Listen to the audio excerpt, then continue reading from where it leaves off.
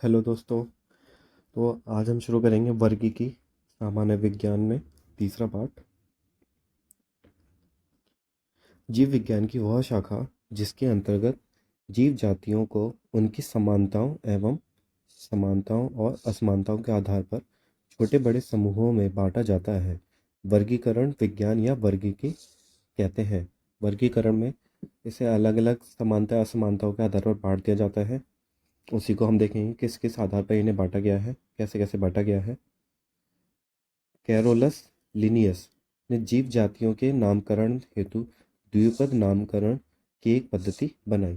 Carolus Linnaeus ये 6th class के NCERT में भी मिल जाएगा आपको। कैरोलस लिनियस ये जब मैं मुझे अभी पता है, जब मैं छठी क्लास के बच्चे को पढ़ा रहा था उसे ये नाम याद नहीं होता था। मैंने उसे कैसे याद करवाया था, मैंने बोला था ये आज से मेरा नाम कैरोलस लिनियस है और जब भी मैं देखूं मेरे को इसी नाम से बुलाना है। तो जब भी मैं उसे दिखता था मैं उसे बोलता था मेरा नाम क्या है, तो बोलता कैरोलस लिनियस कैरोलस लिनियस। 4-5 बार ऐसे ही बोला उसे, फिर ये याद हो गया। तो ऐसे ही कैरोलस लिनियस इन्होंने द्विपद नामकरण की एक पद्धति अपनाई थी। उन्हें आधुनिक वर्गीकरण का पिता कहते हैं। तो आधुनिक वर्गीकरण का पिता, फादर ऑफ मॉडर्न टैक्सोनॉमी किसे कहते हैं? कैरोलस लिनियस को। जीवों के वर्गीकरण के संबंध में विभिन्न वैज्ञानिकों ने अपने मत दिए, किंतु वर्तमान में व्हीटेकर के 5 जगत प्रणाली को मान्यता दी गई है। किसको? 5 जगत, 5 किंगडम सिस्टम को। इन्होंने समस्त जीवों को 5 जगत में बांटा है। पहला है मोनेरा, दूसरा है प्रोटिस्टा, तीसरा है कवक, चौथा पादप और पांचवा जंतु। इसी में इन्हें विभाजित किया गया है। फिर से देखते हैं, मोनेरा, प्रोटिस्टा, कवक, पादप और जंतु, इन पांचों के बारे में ही हम पढ़ने वाले हैं। पहला है मोनेरा जगत। मोनेरा जगत के अंतर्गत एक कोशिकीय प्रोकैरियोटिक जीवों को रखा गया है, जिसमें सिर्फ एक कोशिका होती है। मैंने बताया था सिंगल सेल ऑर्गेनिज्म है वो इसमें रखे गए हैं। इनमें माइकोप्लाज्मा, जीवाणु, साइनोबैक्टीरिया आदि जीवों को शामिल किया गया है। इससे आपसे प्रश्न ये बन सकता है कि कौन कौन से एक कोशिकीय जीव हैं। तो माइकोप्लाज्मा होता है, जीवाणु होते हैं और साइनोबैक्टीरिया होते हैं। ये सिर्फ एक कोशिकीय जीव होते हैं। माइकोप्लाज्मा स्वतंत्र जीवन यापन करने वाले सूक्ष्म जीव हैं, अर्थात ये स्वयं विकास व प्रजनन करने में समर्थ सबसे छोटे जीव हैं। माइकोप्लाज्मा जो है वो हमेशा फ्री रहते हैं, अलग ही खुद ही कर सकते हैं, स्वयं विकास व प्रजनन करने में समर्थ होते हैं।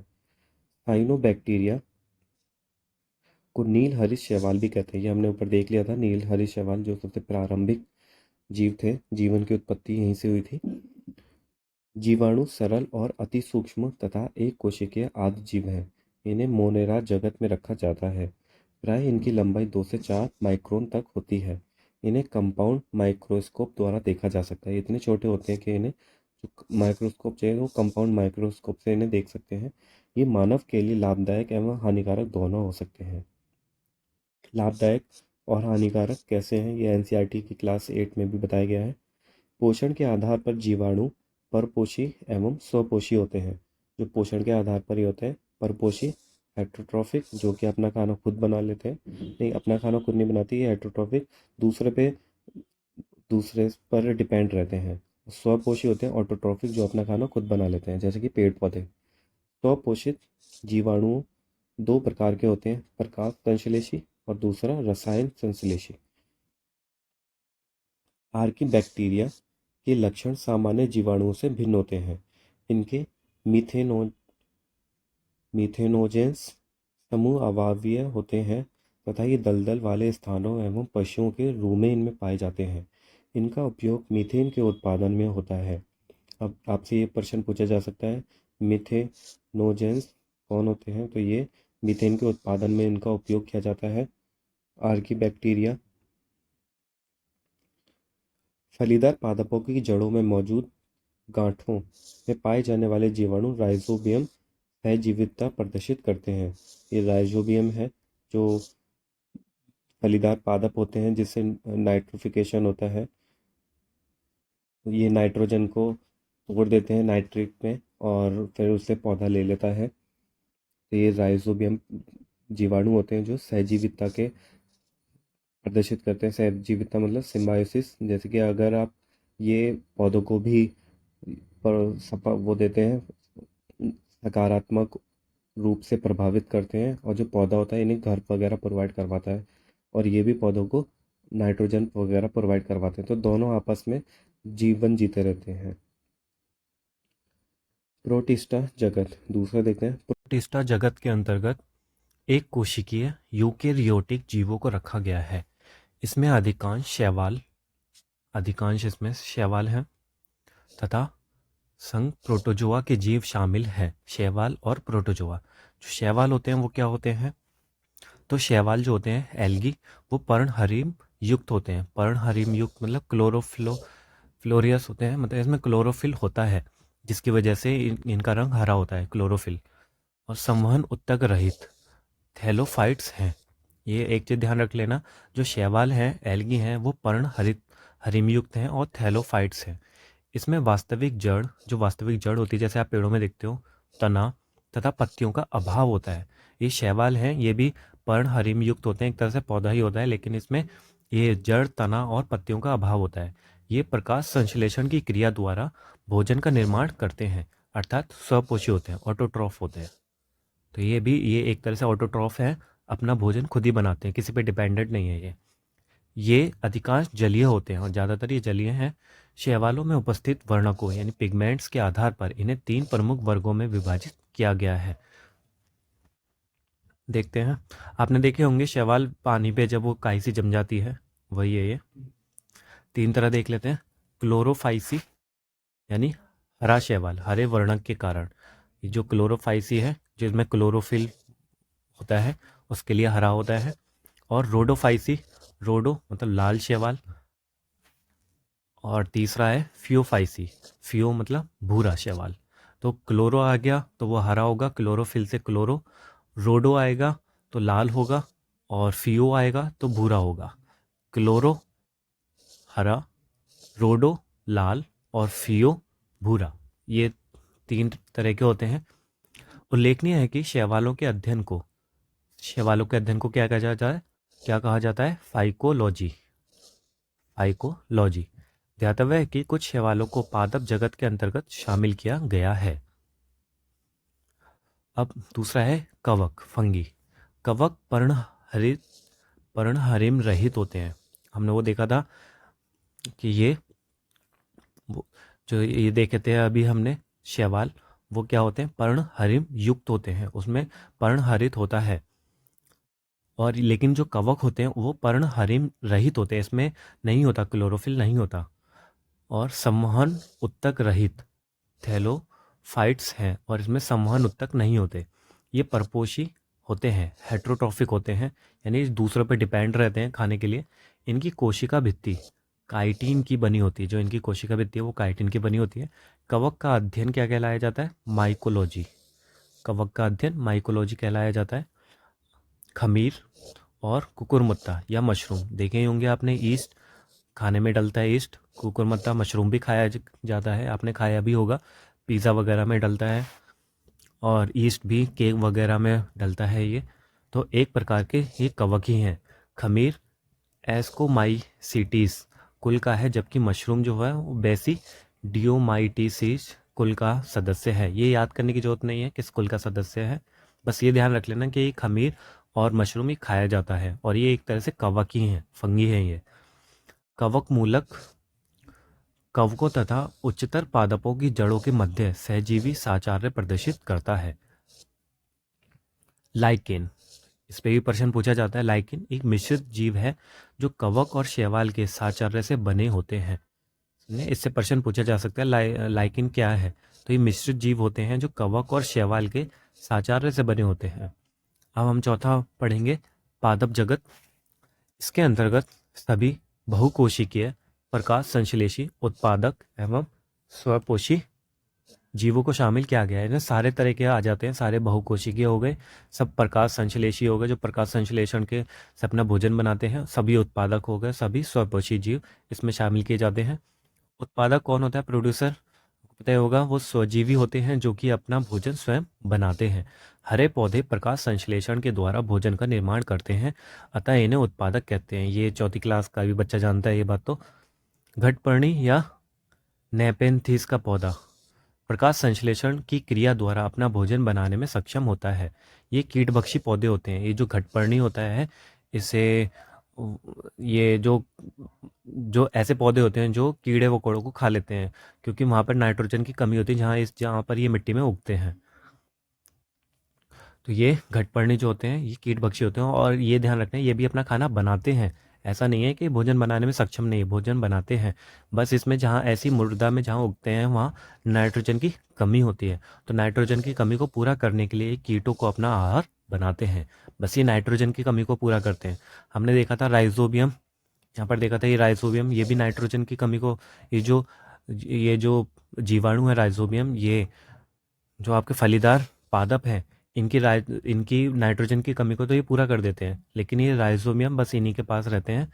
तो राइ और जो ये घटपर्णी पौधे होते हैं, इनके पास कोई भी साधन नहीं है कि ये नाइट्रोजन ले सकें, इसलिए इन्होंने अपने आप को परिवर्तित कर लिया, और ये जो कीड़े मकोड़े होते हैं उससे अपनी नाइट्रोजन की कमी को पूरा करते हैं। दूसरा, उपभोक्ता, कंज्यूमर, पर परोपजीवी होते हैं, अर्थात दूसरे जीवों से अपना भोज्य पदार्थ ग्रहण करते हैं, जैसे कि हम हैं तृणभक्षी या शाकाहारी। हर्बीवोरस शाकाहारी बोला जाता है हर्बीवोरस को। जंतु प्राथमिक उपभोक्ता होते हैं, यानी ये प्राथमिक उपभोक्ता होते हैं, प्राइमरी कंज्यूमर, क्योंकि ये जो पौधे वगैरह होते हैं सबसे पहले उनको खा जाते हैं। प्राथमिक उपभोक्ताओं को भोज्य पदार्थों के रूप में ग्रहण करने वाले जंतु गौण उपभोक्ता कहलाते हैं। फिर सेकेंडरी वो होते हैं जो इनको खा जाते हैं, जैसे कि एक हिरण है, हिरण जो होगा वो प्राथमिक उपभोक्ता होगा, और हिरण को जो शेर खा जाएगा वो होगा सेकेंडरी कंज्यूमर। विभंधक या अपघटक, डिकम्पोजर वो होते हैं जो किसी चीज़ को तोड़ देते हैं छोटे छोटे पार्ट्स में। तो मृतोजीवी होते हैं जो कि अपना भोज्य पदार्थ मृत जीवों से ग्रहण करते हैं। जो सड़ जाता है, मर जाता है, आपने देखा होगा, वो छोटे छोटे फिर अपघटन हो जाता है और वो फिर वहाँ से गायब हो जाता है। तो ये कौन करता है? ये ही अपघटक, डिकम्पोजर ही होते हैं वो, तो मरे हुए जीव को खा जाते हैं। मरुस्थलीय या मरुद्भिद पौधे, इससे प्रश्न पूछा है एक बार यूपीएससी ने, तो ध्यान रखना मरुद्भिद पौधों के ऊपर। इसके अंदर का कैक्टस आता है, मदार आता है, ब्रायोफिल्म और घिकुआर, एलोवेरा जो आपने देखा होगा हर जगह, इत्यादि पौधे आते हैं जो कि शुष्क वातावरण के प्रति अनुकूलित होते हैं। मरुद्भिद पौधों की जड़ें प्राय लंबी होती हैं, जबकि तने छोटे, रूपांतरित एवं कभी कभी भूमिगत होते हैं। यही प्रश्न पूछा था। और एक प्रश्न और भी पूछा था कि वो अपनी पत्तियां कांटों में बना लेते हैं, ऐसा क्यों करते हैं? तो ये प्रश्न सिर्फ यूपी पीसीएस के लिए नहीं है, ये आईएएस के जो प्री कर रहे हैं, अब तो प्री का भी आईएएस का भी ऐसा ही हो गया, पता नहीं क्या क्या पूछने लग गए हैं वो, छोटे से छोटा बड़े से बड़ा। तो ये सबके लिए है, हर किसी को पढ़नी चाहिए ये किताब। अब हमने देख लिया ये लंबी होती है, जबकि तने जो होते हैं वो छोटे, रूपांतरित और कभी कभी भूमिगत होते हैं। इनकी बाह्य त्वचा मोटी और उपचर्म की परत से ढकी रहती है तथा पत्तियां कांटों में परिवर्तित हो जाती हैं। ये तो हम अभी सीरीज क्वेश्चन आंसर फॉर्म में है, क्वेश्चन आंसर करने के लिए, क्योंकि रिपीट यहीं से होते हैं और थीम भी यही होती है। अभी इसके करने के बाद ये सारी चीज़ अच्छे से बिल्कुल एनसीईआरटी में समझा रखी है। जब मैं हम एनसीईआरटी साइंस की करेंगे, अभी तो हिस्ट्री की चल रही है, फिर मैं साइंस की करूँगा, तो उसमें और भी अच्छे से आपको पता चलेगा, पूरी डिटेल में बता रखा है उसमें। तो यहाँ पत्तियाँ जो होती हैं वो कांटों में परिवर्तित हो जाती हैं। इसके कुछ भाग जल संचय हेतु अधिक मांसल हो जाते हैं, फ्लैशी हो जाते हैं। और प्रिय प्रियटोफाइट्स मरुस्थल में पाए जाने वाले पौधे होते हैं जिनकी जड़ें प्राय 25 से 30 मीटर तक लंबी होकर भूमिगत जल सतह तक पहुंच जाती हैं। ये प्रियटोफाइट्स ये पौधे होते हैं जो कि पाए जाते हैं मरुस्थलीय भागों में, तो ध्यान रख लेना, इससे प्रश्न पूछा जा सकता है। और ये अपने कांटों में क्यों बदल लेते हैं? इसका रीज़न ये होता है कि वो पानी की कमी को कम कर सकें। और कैक्टस भी यही ऐसा ही होता है, वो पानी की कमी को कम करता है, इसलिए जो उसका तना होता है वो हरा दिखता है आपको, और वही सारा काम करता है, वही प्रकाश संश्लेषण की क्रिया करता है।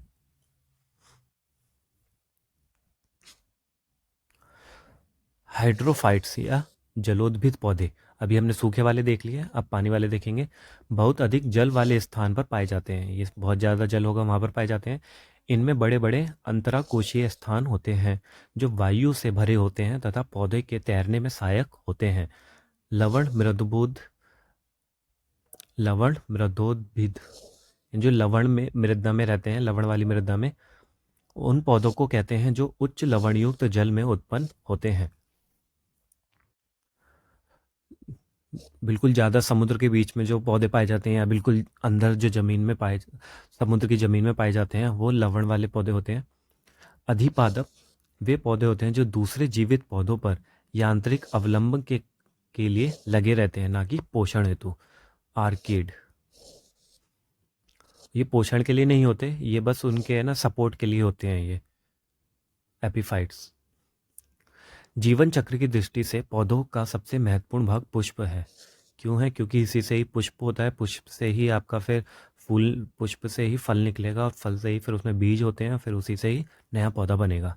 यह पौधे के प्रजनन में सहायक होता है और पुष्प से ही उसमें परागकण होते हैं और उसी से ही जो मधुमक्खी पालन होता है। अभी फ़िलहाल चर्चा हो रही है कि मधुमक्खियाँ ख़त्म हो रही हैं, इनको कैसे बचाया जाए। अगर मधुमक्खियाँ ख़त्म हो गई तो परागकण नहीं हो पाएगा और परागकण नहीं हुआ तो सारे पौधे प्रजनन नहीं कर पाएंगे और इस तरीके से हमारा संसार ही ख़त्म हो जाएगा। इसलिए मधुमक्खियों के ख़त्म होने से बहुत बड़ी परेशानी आ सकती है, इसलिए वैज्ञानिक इस पर ध्यान दे रहे हैं। आपने तो सुना भी होगा कि रोबोटिक मधुमक्खियाँ बनाई जा रही हैं। अदरक प्रकंद का, आलू स्तंभकंद का, लहसुन शलकंद का तथा सूरन या जिमीकंद घनकंद का उदाहरण है। बस ये बता रहे हैं कि कौन कौन से क्या क्या होते हैं। प्रकंद, स्तंभकंद, शकरकंद, कौन वुलेसी, भाई क्या नाम है इसका, कुल का पौधा है। ऐसा कुल इंसानों के होते तो सही होता, नाम याद रह जाते। वैसे ये नाम याद करने की ज़रूरत नहीं है। इसका खाने योग्य भाग रूपांतरित जड़ है। जो शकरकंद है उसका जो जड़ खाई जाती है। अभी आपके लिए प्रश्न ये बन सकता है कि वो पूछ लेगा जो शकरकंद है उसका भाग क्या उसका जो आप खाते हो शकरकंद का, तो वो कौन सा भाग होता है? जड़ होता है, तना होता है, फूल होता है, पत्ता होता है, फल होता है? तो ये जड़ है, बस ये ध्यान रखना है आपको। गन्ना, आलू और अदरक तने के रूपांतरण है और ये सब तने के हैं। गन्ना तना होता है, आलू भी तना होता है और अदरक भी तना होता है। ये प्रश्न पूछा जाएगा। अर्थात इनका संग्रह अंग तना है और इन्हें हम खाते क्यों हैं? क्योंकि ये जो पेड़ पौधे होते हैं इनका ये एक्स्ट्रा भोजन होता है। एक्स्ट्रा जो भी वो बनाते हैं तो उसे इकट्ठा करके रख लेते हैं, एक्स्ट्रा जो फूड होता है, और वही हम खाते हैं। तो ये हर जगह इकट्ठा कर सकते हैं, कोई फल में करता है, कोई फूल में, कोई तने में, कोई जड़ में, ये सब ऐसे ही है। शलजम, गाजर और शकरकंद जड़ों के रूपांतरण है, ये जड़ है, अर्थात इनका संग्रह अंग जड़ है। हम जड़ खाते हैं जब शलगम खाते हैं तो, और गाजर भी जड़ होता है, शकरकंद भी जड़ होता है। मटर लेग्यूमिनेसी कुल का द्विबीजपत्रीय, शाकीय तथा 1 वर्षीय पौधा है। इसमें सहारे के लिए प्रतान यानी टेंड्रिल पाए जाते हैं। टेंड्रिल ऐसे गोल गोल गोल गोल होते हैं और ये जैसे कि कोई भी बेल पर आपने घर में देखी होगी, मनी प्लांट होगी, उसमें भी ऐसे लगे रहते हैं, तो ये इससे छड़ जाते हैं, ये सपोर्ट के लिए टेंड्रिल कहते हैं उन्हें। तो मटर से पूछा जा सकता है कि ये क्या है। कुल तो नहीं पूछेगा, बस ये पूछा जा सकता है कि 1 वर्षीय पौधा है, ये जरूर ध्यान रख लेना। गन्ना ग्रैमिनी या पोएसी कुल के अंतर्गत आता है, जिसका तना काट स्टेम कटिंग आमतौर से कायिक प्रवर्धन के लिए प्रयुक्त किया जाता है। अब इससे गन्ने से ये प्रश्न बन सकता है कि जो इसका जो यूज़ करते हैं हम, तो ये कि विधि कौन सी कहलाती है? तो ये कायिक प्रवर्धन कहलाई जाती है। कायिक प्रवर्धन में एक तने को काट के लगा दिया जाता है। इसका तना ठोस और संधिबद्ध होता है, जिससे पर्व या नोट्स तथा पर्व संधियाँ इंटरनोट्स पाई जाती हैं। आपने देखा होगा गन्ना ऐसा होता है, फिर यहाँ गांठ होती है, फिर ऐसे होता है, फिर गांठ होती है, फिर ऐसे होता है। तो यही बोला जा रहा है, नोट्स होते हैं और इंटरनोट्स होते हैं। लौंग मिरिटेसी कुल का शाइजीजियम एरोमेटिकम या यूजीनिया कैरियोफाइलेटा नामक मध्यम कद वाले सदाबहार वृक्ष की सूखी हुई पुष्प कलिका से प्राप्त किया जाता है। इसका बस ये ध्यान रख लेना कि ये एक सदाबहार वृक्ष की सूखी हुई पुष्प कलिका से प्राप्त किया जाता है। अब ये मत ध्यान रख लेना क्या क्या नाम है, ये वैसे भी याद नहीं रहेगा, तो बस ये ध्यान रखना ये सदाबहार वृक्ष की सूखी हुई पुष्प कलिका है। अब ये ध्यान रखना पुष्प कलिका है, फूल है ये, ठीक है, और ये सूखा हुआ होता है सदाबहार वृक्ष वृक्ष का। ये लौंग में ध्यान रख लेना, इससे एक बार प्रश्न पूछा भी गया है कि लौंग जो हम खाते हैं वो क्या है, तो ये पुष्प है। इसका उपयोग भोज्य पदार्थों तथा दंतशूल निवारक इत्यादि में किया जाता है। ये भोजन में तो डलती है लौंग, और ये जब दांत में दर्द होता है तो इसके लिए बहुत ज़रूरी होता है। ये दांत में इसे लगा दो, इसे रख लो और उस वहीं रखी रहने दो, चबा लो, इससे दांत का दर्द खत्म हो जाता है। इसका जन्मस्थल इंडोनेशिया को माना जाता है तथा इसका उपयोग समस्त विश्व में होता है। केसर केसर एक मसाला है जिसे इरिडेसी कुल के क्रोकस सैटावाइस नामक पौधे के पुष्प की वर्तिका तथा वर्तिकाग्र से प्राप्त किया जाता है। अब ये भी पुष्प से ही प्राप्त किया जाता है, उसकी जो वर्तिका है और वर्तिकाग्र से प्राप्त किया जाता है। इसका उपयोग औषधि और भोज्य पदार्थों को स्वादिष्ट तथा सुनहला बनाने में किया जाता है। केसर में सेफ्रानाल एवं पिक्रोक्रोसीन नामक रसायन पाया जाता है। ये रसायन है ये जो पाए जाते हैं, इनको याद कर लेना, सेफ्रानाल और पिक्रोक्रोसीन। ये पूछे जा सकते हैं कि केसर में कौन कौन से रसायन पाए जाते हैं। भिंडी के पौधे का वास्तविक नाम एबेल मोस्कस एस्कुलेटस है। अब मार्केट में अगर आप जाओ कभी भिंडी खरीदना तो इसी नाम से बोलना, वो मार के भगा देगा सब्जी वाला। इसका फल कैप्सूल प्रकार का होता है जिसका संपूर्ण भाग खाया जाता है। हल्दी के पौधे का खाने योग्य भाग प्रकंद रियाजोम है। प्रकंद है जो कि एक भूमिगत रूपांतरित तने का प्रकार है। अब ये ध्यान रखना है ये भी एक तना है, जो हल्दी आप खाते हो वो भूमिगत रूपांतरित हो जाता है वो तना, तो ये तना है। इसका वानस्पतिक नाम कुरमुका लौंगा है। यह जिंजीबरेसी कुल का सदस्य है। इसका उपयोग औषधि, मसाले, रंग कारक इत्यादि के रूप में होता है। हल्दी में बस आपको यह ध्यान रखना है कि भाई ये तने का एक प्रकार है, भूमिगत रूपांतरित तना है, और ये औषधि में काम आता है, मसालों में काम आता है, रंग कारक में भी काम आता है। शहतूत, अनानास तथा कटहल का फल सोरोसिस कहलाता है। काजू, सिंगाड़ा का फल नट कहलाता है। जो हम काजू और सिंगाड़े खाते हैं वो नट ही होते हैं एक तरीके से। सिंगाड़ा का बीज, जबकि लीची का मासल बीज चोल खाया जाता है। सिंगाड़े का हम बीज खाते हैं और लीची का मासल फ्लैशी एरिल खाया जाता है। सेब व नाशपाती का फल पोम, जबकि खीरा, खरबूजा, लौकी का फल पीपो कहलाता है। इसमें से ज़्यादा तो जरूरी नहीं है कुछ भी याद करना। जब फल के निर्माण में अंडाशय के अलावा कुछ अन्य भाग भी शामिल हो तो ऐसे फल को असत्य फल कहते हैं। जब फल के निर्माण में अंडाशय के अलावा कुछ अन्य भाग भी जब शामिल हो तो ऐसे फल को क्या कहा जाता है? असत्य फल कहते हैं। जैसे कि सेब, काजू, नाशपाती, यानी अंडाशय के अलावा कुछ अन्य भाग भी शामिल हो गया फल के निर्माण में, तो इसे असत्य फल कहा जाता है। और ये ध्यान रख लेना, असत्य फल पूछा जा सकता है कि असत्य फल कौन कौन से हैं। तो फॉल्स फ्रूट होते हैं सेब, काजू और नाशपाती, को ध्यान रख लेना। घृतकुमारी या एलोवेरा एक औषधीय पौधा है। गन्ना, कपास नकदी फसलें हैं। महुआ एक उष्ण कटिबंधीय वृक्ष है जो भारत के मैदानी क्षेत्रों में पाया जाता है।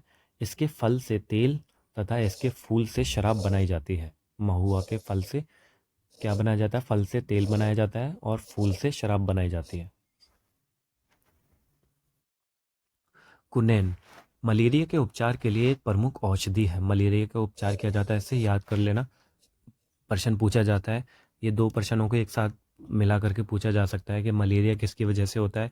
पूछता है ये मलेरिया मच्छर के काटने की वजह से होता है, इसके इलाज में आप कुनैन का प्रयोग कर सकते हो, तो ये सही होगा, इसलिए याद कर लेना इसे। फिर बाद में नहीं तो ऐसा लगता है कि अरे हमें तो पता ही नहीं कहाँ से उठा लिया क्वेश्चन, और ये यहीं से आते हैं। तो एक प्रमुख औषधि है जिसे सिनकोना नामक आवृत बीजी पौधे की छाल से प्राप्त किया जाता है। मलेरिया निदान हेतु आर्टीथर नामक औषधि बीजीय पादप से तैयार की जाती है। मलेरिया निदान हेतु आर्टीथर नामक जो औषधि है वो एक बीजीय पादप सीडेड प्लांट से तैयार की जाती है। एट्रेविन, क्लोरोक्विन इत्यादि औषधियाँ भी मलेरिया निदान हेतु प्रयुक्त की जाती हैं। यहाँ पर ये कितनी सारी बताए रखी हैं कौन कौन सी आप औषधि का यूज़ कर सकते हो। तो इसमें कुनेन को याद कर लेना। सन, पटसन तथा जूट के तनों की रेटिंग से रेशा प्राप्त किया जाता है, जबकि कपास को फलों में स्थित बीज के बीजावरण से लगी रेशों से प्राप्त किया जाता है। अब जो सन मिलता है, पटसन मिलता है और जूट, ये हमने देखे हैं सन, पटसन, जूट। जब इको पढ़ते हैं तो उसमें भी हमें दिखते हैं ये क्या किया जाता है, तनों की रेटिंग से रेशा प्राप्त किया जाता है। जो तने होते हैं उनको छोटा छोटा काट काट करके या उन्हें गर्म कर देते हैं। ये एनसीईआरटी में अच्छे से समझा गया है कि कैसे निकालते हैं इस जूट को। तो इसे गर्म करके रख दिया जाता है, फिर बाद में उसके छोटे छोटे रेशे निकाल लिए जाते हैं। ऐसे निकलता है ये जूट है, पटसन, सन। तो ये तनों से निकलता है। लेकिन जो कपास होता है वो फलों में स्थित जो बीज होता है, कपास का जो पौधा होता है उससे उसके बीजावरण में लगी रेशों से प्राप्त किया जाता है। आपने देखा होगा स्कूलों में बहुत होते हैं कपास के पौधे।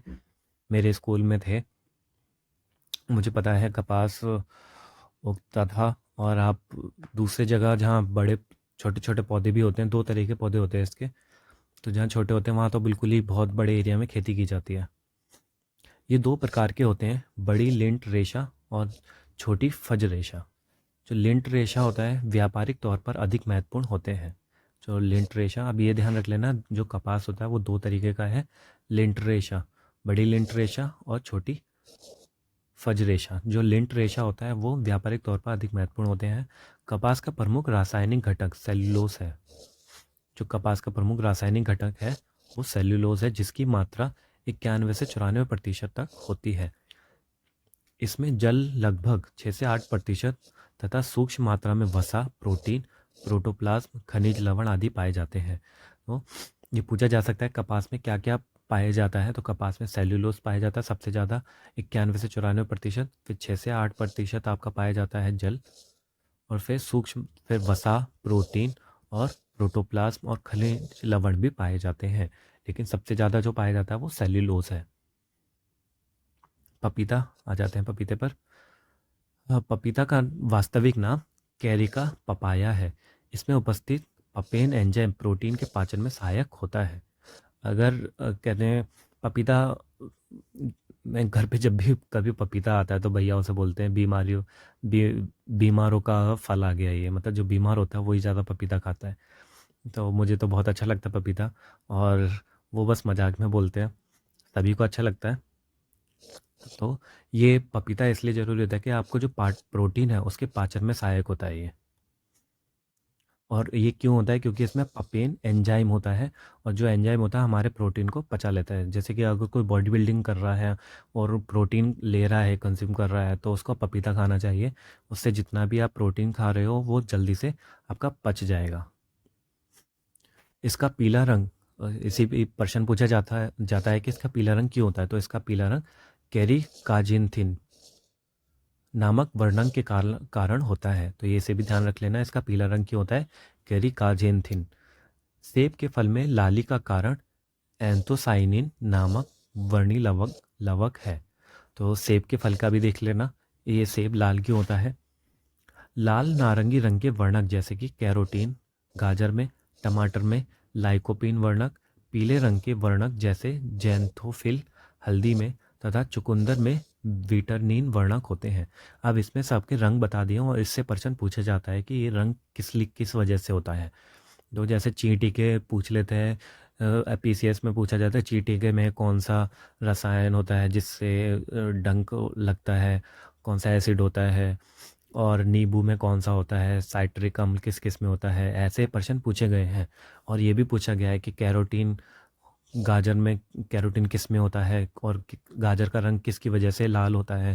तो जैसे हमने सेब का रंग देख लिया लाल का कारण एंथ्रोसाइनिन है, ऐसे ही पपीता का देख लिया पपेन एंजाइम, वो नहीं, ये तो प्रोटीन के लिए कैरिकाजेथिन है।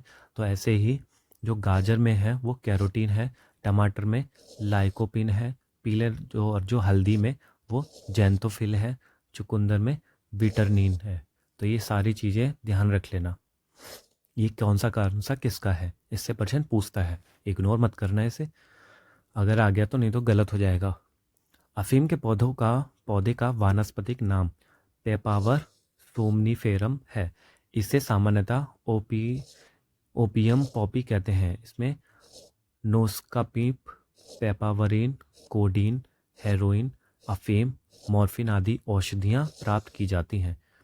ये अफीम के पौधे के बारे में बताया जा रहा है। अफीम की खेती होती है, बताइए आपको, और इसमें ये सारी चीज़ें होती हैं, हेरोइन, अफीम, मॉर्फिन, ये सारी औषधियाँ होती हैं।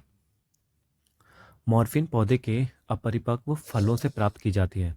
जो मॉर्फिन होती है दवाई के रूप में यूज़ होती है, तो मॉर्फिन किससे होती है, पौधों के अपरिपक्व फलों से प्राप्त की जाती है, जो पके हुए नहीं होते फल। लहसुन तथा प्याज की अभिलाक्षणिक गंध का कारण, जो इसकी जो गंध होती है लहसुन और प्याज का कारण, इसमें क्या होता है, इसमें उपस्थित सल्फर यौगिक है। इससे भी प्रश्न पूछा गया है कि जो इसकी गंध का जो क्या कारण होता है, तो इसकी गंध का कारण होता है सल्फर यौगिक। प्याज के छिलके उतारने पर आंसू आने का कारण प्याज से निष्कासित सल्फेनिक अम्ल है। ये भी प्रश्न पूछा गया है। तो सारे ही प्रश्न पूछे गए हैं, और मैं ये नहीं कह रहा कि ये सारे प्रश्न एक ही बार पूछे गए हैं या फिर एक ही बीसीएस में पूछे गए हैं, ये अलग अलग बीसीएस में पूछे गए हैं। तो सल्फेनिक अम्ल हैं, जो जब आप टेस्ट सीरीज वगैरह देते हो तो उनमें भी यही सारे प्रश्न पूछे जाते हैं कि प्याज में कौन सा, प्याज जब छिलके उतारते हैं आंसू आते हैं तो इसके लिए कौन जिम्मेदार है, कौन सा अम्ल जिम्मेदार है, तो सल्फेनिक अम्ल जिम्मेदार है। मिर्च का जो तीक्ष्ण या तीखा जो स्वाद होता है उसमें कैप्सेइसिन होता है, पदार्थ के कारण होता है। इसका रासायनिक सूत्र C18H27NO3 है। वनस्पति विज्ञान में किसी प्रहो को कली या कलिका कहते हैं। एम्ब्रियोनिक शूट, जो कोई एम्ब्रियोनिक शूट जो यानी मतलब कली ही है एक तरीके से, इसे तो वनस्पति विज्ञान में बोला गया है, यानी जो छोटा सा पहले तने के पास से एक कली सी निकलती है उसी को बोला गया है, एम्ब्रियोनिक शूट कहते हैं इसे। इसको कली या कलिका कहते हैं। या किसी पत्ती के कक्ष पर या तने के अंतिम छोर पर उत्पन्न होती है। बस कली के बारे में बात बताई जा रही है। ये कॉर्क कॉर्क ओक नामक वृक्ष की छाल से प्राप्त किया जाता है। जो कॉर्क होता है वो किसके, ओक नामक वृक्ष की छाल से प्राप्त किया जाता है, जिसका वानस्पतिक नाम क्वेकर्स सुबर है। इस पौधे का उत्पत्ति स्थल भूमध्य सागरीय क्षेत्र है। अब हम पढ़ेंगे जंतु जगत के बारे में। जंतु जगत के अंतर्गत समस्त कशेरुकी तथा अकशेरुकी जीवों को शामिल किया गया है। जीव वैज्ञानिकों के अनुसार जीव जगत में सबसे अधिक संख्या कीटों की है, यानी जितने सबसे ज़्यादा इंसेक्ट हैं हमारे धरती पर, सबसे ज़्यादा हैं ये। कीट जो होते हैं वो आर्थ्रोपोडो संघ के अंतर्गत आते हैं। कुल ज्ञात जातियों, यानी जितनी कुल ज्ञात जातियां हैं उनमें से वो 15 लाख से अधिक ज्ञात जातियां हैं। उनमें से सर्वाधिक जातियां 10 लाख से भी अधिक कीटों की हैं। पादप जातियों की संख्या लगभग 4 लाख है। पादप जातियों की संख्या लगभग 4 लाख है। प्राय सभी एक कोशिकीय जीवों में अलैंगिक विधि द्वारा जनन होता है। जो एक कोशिकीय जीव होती है उसमें अलैंगिक जनन होता है, जिसमें लिंग की जरूरत नहीं होती। वो सारे जितने भी एक कोशिका जिसमें सिंगल सेल होते हैं ऑर्गेनिज्म, उसमें होता है ये। जैसे कि अमीबा एक कोशिकीय प्रोटोजोआ जंतु है, जो कि प्राय द्विखंडन विधि द्वारा जनन करता है, यानी एक से ही दो बढ़ जाते हैं, वो उसे द्विखंडन विधि कहते हैं। तो अमीबा और प्रोटोजोआ ये दोनों क्या है, द्विखंडन विधि द्वारा जनन करते हैं, और ये अलैंगिक विधि से करते हैं।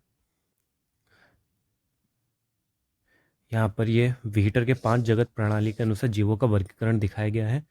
एक कवक हमने ये पढ़ लिया है, पादप जंतु, ये अब पादप का पढ़ रहे हैं हम। फिर प्रोटिस्टा, फिर मोनेरा, ये हम देखेंगे अभी। हमने देख लिया ईस्ट, मशरूम, ब्रायोफाइटा, टेरिडोफाइटा, अनावृत बीजी पादप और आवृत बीजी पादप, ये भी हमने देख लिए।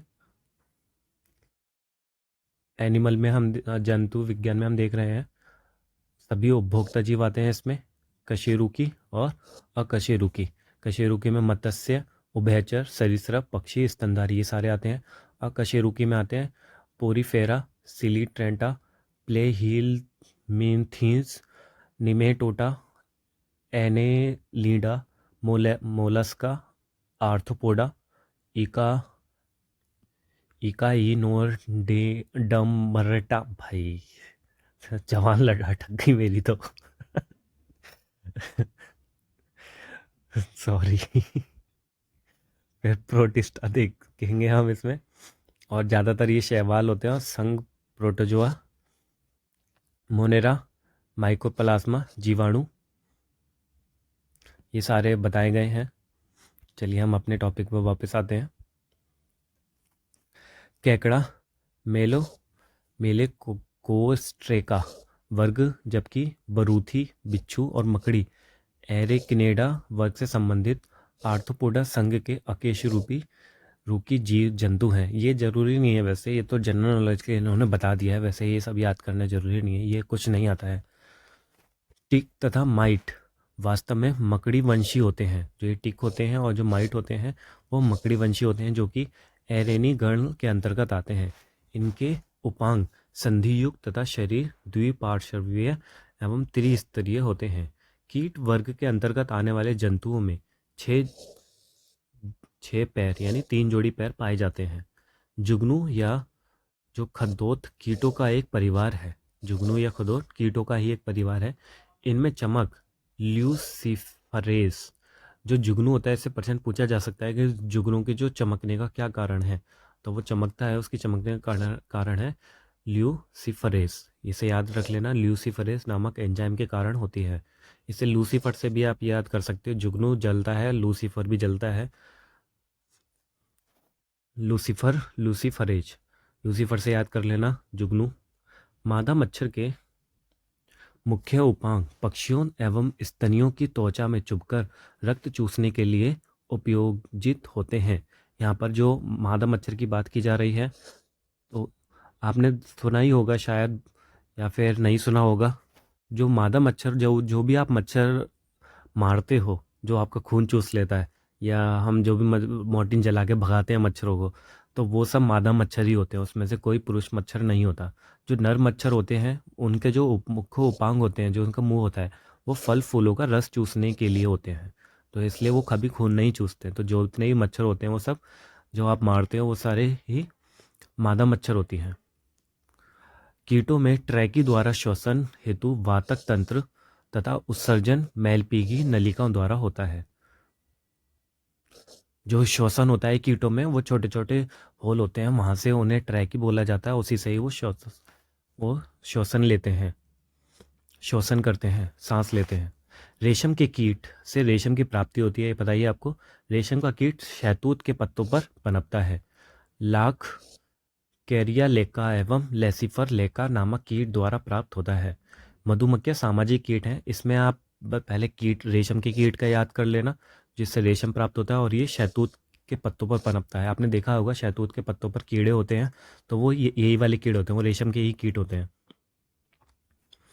फिर मधुमक्खी का याद कर लेना, ये सामाजिक कीट है। इससे एक बार प्रश्न आ रखा है कि कौन सा सामाजिक कीट है, तो मधुमक्खियाँ हैं सामाजिक कीट, और जो फूलों से मकरंद इकट्ठा कर शहद का निर्माण करती हैं।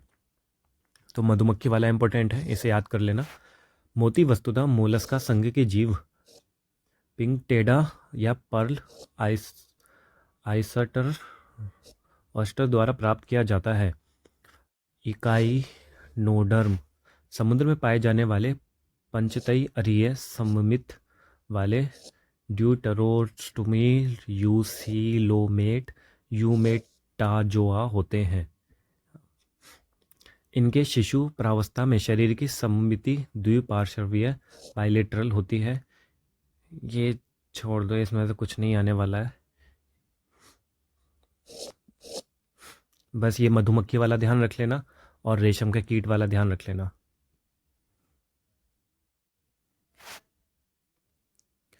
फिर ऑक्टोपस, ऑक्टोपस होता है एक मृदु कवची जंतु है, मोलस्क है मृदु कवची, जिसे डेविल फिश के नाम से भी जाना जाता है। अब ये आपसे पूछा जा सकता है कि डेविल फिश किसे बोला जाता है, तो डेविल फिश ऑक्टोपस को बोला जाता है। इसके सिर पर 8 भुजाएं पाई जाती हैं। जो इसका सिर होता है, उसके आपने देखा होगा ऑक्टोपस 8 भुजाएं होती हैं उसकी, और विशाल स्क्विड्स तथा कोलोसल स्क्विड्स सबसे बड़े अकेशरूकी है। ये सबसे बड़े, अगर आपसे पूछा जाए सबसे बड़े अकेशरूपी कौन है, तो जो स्क्विड्स होती हैं, आपने देखो ये गहरे समुद्र में रहती हैं, तो ये स्क्विड जो होती हैं वो सबसे बड़े होते हैं अकेशरूकी में। कोलोसल स्क्विड्स की लंबाई अपेक्षाकृत कम किंतु वजन अधिक होता है। इस वाले में ऑक्टोपस का ध्यान कर रख लेना बस। और जो इसको सबसे बड़े अकशेरुकी कौन है, वो स्क्विड है। अब क्योंकि स्क्विड भी सबको पता होता है तो इससे भी प्रश्न आ सकता है। समतापी अर्थात गर्म रुधिर वाले वे जंतु होते हैं जिनके शरीर का ताप वातावरण के ताप से प्रभावित ना होकर सदैव एक जैसा रहता है, यानी वार्म ब्लडेड जिसे बोलते हैं। समतापी जिनका जो तापमान होता है वो हमेशा समान बना रहेगा, बाहर का वातावरण कैसा भी हो उससे मतलब नहीं है उन्हें, उनका शरीर का तापमान एक समान ही बना रहेगा। इसके अंतर्गत पक्षी तथा स्तनधारी आते हैं, पक्षी भी आते हैं और स्तनधारी आते हैं। स्तनधारी जैसे कि मनुष्य भी इसी में ही आते हैं। असमतापी अर्थात ठंडे रुधिर वाले, इन्हें कोल्ड ब्लडेड कहते हैं। ये कोल्ड ब्लडेड और warm blooded discovery, national geography पे, इन पे बहुत सारे सीरीज बनी हुई, नाटक बने हैं, वो आते रहते हैं। असमतापी अर्थात ठंडे रुधिर वाले वे जंतु होते हैं जिनके शरीर का ताप वातावरण के ताप के अनुसार घटता बढ़ता रहता है। इसके अंतर्गत मत्स्य, उभयचर, सरीसृप इत्यादि जंतु आते हैं। तो आपसे पूछा जा सकता है जो मनुष्य है वो किस में आएगा, समतापी में या असमतापी में? तो मनुष्य जो होता है वो समतापी में आएगा। रात्रिचर जंतु दिन में आराम करते हैं किंतु रात्रि में सक्रिय रहते हैं, जो रात्रि में घूमने वाले जंतुओं को कहते हैं। इन जंतुओं में प्राय श्रवण तथा घ्राणेन्द्रियां अत्यधिक विकसित होती हैं एवं दृष्टि क्षमता विशेष अनुकूलित होती है। जो रात्रि में घूमते हैं उसमें जो सुनने की क्षमता होती है और जो इंद्रियों से पहचान जाते हैं वो बहुत विकसित होती है, और दृष्टि क्षमता विशेष अनुकूलित होती है, यानी उसके रात्रि के हिसाब से अनुकूलित हो जाती है। मच्छर, चमगादड़, उल्लू, कीवी इत्यादि जंतु प्राय रात्रिचर होते हैं। कुछ जंतुओं के नाम मछलियों के नाम से मिलते जुलते हैं परंतु ये वास्तविक मछलियाँ नहीं है। ये बहुत इंपॉर्टेंट क्वेश्चन है, इससे यूपीएससी ने भी प्रश्न पूछा है और पीसीएस में भी पूछा गया है, तो इसे ध्यान कर लेना। ये कन्फ्यूज़न वाले नाम होते हैं और बोलना ज़्यादा है ये कौन सी मछली नहीं है। यूपीएससी ने भी प्रश्न पूछे हैं इसमें से। तो ऐसे कुछ जंतुओं के नाम मछलियों के नाम से मिलते जुलते हैं लेकिन वो वास्तविक मछलियाँ नहीं है। ऐसे कौन कौन से हैं? जेलीफिश, जेलीफिश सबने देखी होगी, तो लेकिन ये मछली नहीं है। सितारा मछली जो होती है, स्टार फिश जिसे कहते हैं। रजत मीन या सिल्वर फिश, और कटल फिश, हैग फिश, डेविल फिश जो हमने देखा था डेविल ऑक्टोपस के बारे में, क्रैफिश, ये सारे मछलियाँ नहीं हैं, ये ध्यान रख लेना। और कुछ वास्तविक मछलियाँ हैं जो सच्ची में मछलियाँ हैं, वो कौन सी है? फ्लाइंग फिश, कैटफिश, इस कैटफिश से क्वेश्चन पूछा गया है। Pipe fish, pedal fish, gold fish, globe fish, catfish. इस कैट फिश फिर से दे दिया है, इसी से क्वेश्चन पूछा गया था। डॉग फिश इसको लियोडोन को कहते हैं, जो कि एक उपास्थित मीन है, यानी एक तरह की डॉग फिश जो है वो मछली है। समुद्री घोड़ा या अशु मीन, समुद्री घोड़ा से ही क्वेश्चन पूछा गया है। ये हिप्पोकैम्पस को कहते हैं जो कि एक वास्तविक अस्थिल मीन है, ये भी एक मछली है। समुद्री घोड़ा भी एक मछली है और डॉग फिश है, ये भी एक मछली है। मछलियों में श्वसन के लिए गलफड़े गिल्स पाए जाते हैं जो कि पूर्णतः जल में घुली ऑक्सीजन को ही ग्रहण करने के लिए अनुकूलित होती हैं। सर्दियों के मौसम में झीलों तथा नदियों की केवल ऊपरी परत ही जमती है, जबकि नीचे की जो परत होती है उसका जल अपने तरल रूप में ही विद्यमान होता है। इसलिए मछलियां तथा अन्य जलीय प्राणी जमी हुई झीलों व नदियों में भी जीवित रह सकते हैं।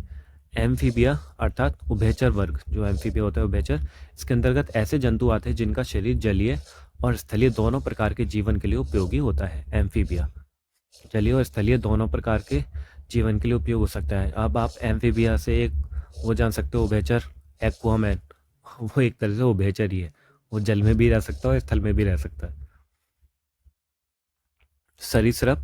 सरीसृप वर्ग के अंतर्गत जो रेप्टाइल बोला जाता है, इसमें अंदर कछुआ, मगरमच्छ, सर्प इत्यादि जंतुओं को शामिल किया जाता है जो रेंगने वाले रेंगने वाले जंतु हैं। अधिकांश सर्प विषहीन होते हैं, जबकि कुछ प्रजातियां जैसे कि करेत, कोबरा, वाइपर ये विषैले होते हैं। विषैले सर्पों में ऊपरी जबड़े की मैक्सली हड्डियों के 1 से 3 जोड़ी, प्राय एक जोड़ी बड़े और पीछे की ओर मुड़े विषदंत पॉइजन फैंग्स तालू से मुख्य ग्रासन गुहिका से उभरे होते हैं। अब इसमें उसके बारे में बताया गया है कि सांप में जो खून कह रहा हूँ, सांप में जो जहर आता है, विष आता है, वो कहाँ से आता है, तो उसके बारे में यहाँ बताया गया है। यह मैक्सिलरी दंत, जंबिका दंत ऊपरी जबड़े में ही स्थित विष ग्रंथियों से संबंध होते हैं। विष ग्रंथियां कशेरुकी प्राणियों की लार ग्रंथियों के समान होती हैं। ये प्रश्न पूछा जा सकता है कि जो जो कशेरुकी प्राणियों की जो हमारी लार ग्रंथियां हैं, जैसे कि हमारी लार ग्रंथियां होती हैं, और जो ये विष ग्रंथियां हैं, ये एक ही जैसी होती हैं। जैसी हमारी लार निकलती है, इनका ये विष निकलता है। चमगादड़ आकाश में उड़ने वाला एक रात्रिचर स्तनधारी प्राणी है। जो चमगादड़ है वो रात्रि में उड़ने वाला स्तनधारी। अब ये प्रश्न पूछा जाता है कि चमगादड़ क्या है, तो ये स्तनधारी प्राणी है, ध्यान रखना। जो पक्षी वर्ग में नहीं आता, ये उड़ता है लेकिन ये स्तनधारी है और पक्षी वर्ग में नहीं आता। कंगारू चूहा बिना पानी पिए सबसे लंबी अवधि तक जीवित रह सकता है। अब ये भी प्रश्न पूछा जा सकता है कि ऐसा कौन सा जीव है जो सर्वाधिक लंबी अवधि तक जीवित रह सकता है बिना पानी पिए, तो वो होगा कंगारू चूहा। उसमें यह अनुकूलता उसके उत्सर्जन तंत्र की विशेष संरचना व कार्यप्रणाली के कारण होती है। अब साइंटिस्ट, जैसे कि बहुत स्कोप चल रहा है, साइंटिस्ट दूसरे जीवों को देखते हैं अंदर ये कैसे काम करते हैं, और ये चीज़ अगर वो इंसानों में डाल दें कि ये इसका जो वृक्क है, उत्सर्जन तंत्र है, वो कैसे संरचना है, ऐसी ही संरचना इंसानों को बना दे, तो वो भी बिना पानी पिए बहुत दिनों तक जिंदा रह पाएगा। अब ब्लू व्हेल पृथ्वी पर पाया जाने वाला सबसे बड़ा स्तनपायी जलीय जीव है। ये पृथ्वी पर पाया जाने वाला सबसे बड़ा स्तनपायी जलीय जीव है और इसकी लंबाई लगभग 33 मीटर तथा वजन 180 मीट्रिक टन से भी अधिक होता है। स्पर्म व्हेल विशालतम दांत वाली मांसाहारी व्हेल है। जो स्पर्म व्हेल है वो क्या है, विशालतम दांत वाली मांसाहारी व्हेल है और इसकी लंबाई लगभग 50 से 55 फीट और वजन 35 से 45 टन होता है। समुद्री शेर, समुद्री शेर, सील या फोका, वालरस तथा डॉल्फिन भी जलीय स्तनधारी हैं। ये सारे भी जलीय स्तनधारी हैं, ये ध्यान रख लेना। समुद्री जीव, सील आपने देखी होगी सील, और वॉलरस, डॉल्फिन, ये सब भी जलीय स्तनधारी हैं, जिसमें डॉल्फिन सिटेसिया गढ़, जबकि अन्य तीनों कार्निवोरा गढ़ के अंतर्गत आते हैं। डॉल्फिन अत्यंत ही बुद्धिमान जंतु है। डॉल्फिन से प्रश्न आता है तो डॉल्फिन का याद कर लेना। डॉल्फिन जलीय स्तनधारी है और ये डॉल्फिन जो है अत्यंत बुद्धिमानी जंतु होता है। गंगा नदी में पाई जाने वाली डॉल्फिन को राष्ट्रीय जलीय जीव घोषित किया गया है। समुद्री गाय एक विशाल शाकाहारी जलीय स्तनधारी जीव है। इस पे भी प्रश्न पूछा है यूपीएससी ने समुद्री गाय के। एकिडना एवं प्लेटिपस एकमात्र अंडे देने वाले स्तनपायी जीव है। नील गाय भारत में पाई जाने वाली विशालतम मृग प्रजाति है। अब इस पे भी देख लेना, जो नील गाय है वो गाय की प्रजाति में नहीं आती है, वो मृग की प्रजाति में आती है। कपी प्राणी जगत में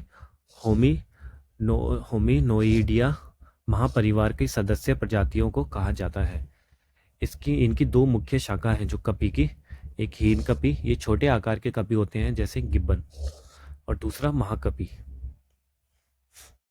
ये बड़े आकार के मानवनुमा कपी होते हैं जैसे चिंपैंजी, गोरिल्ला, ओरंगुटान तथा मनुष्य। लंगूर कपी वर्ग में नहीं बल्कि वानर वर्ग में शामिल होता है।